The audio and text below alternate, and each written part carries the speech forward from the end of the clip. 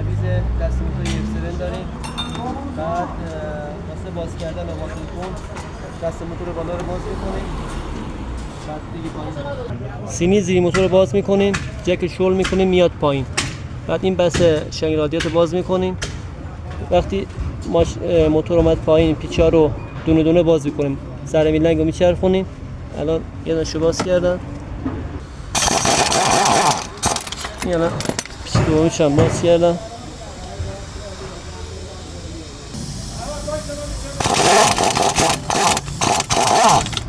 سومیش هم باز کردم. این ستا پیچ که چیز داره، رادار داره، با بوکسوات سری بازش میکنیم.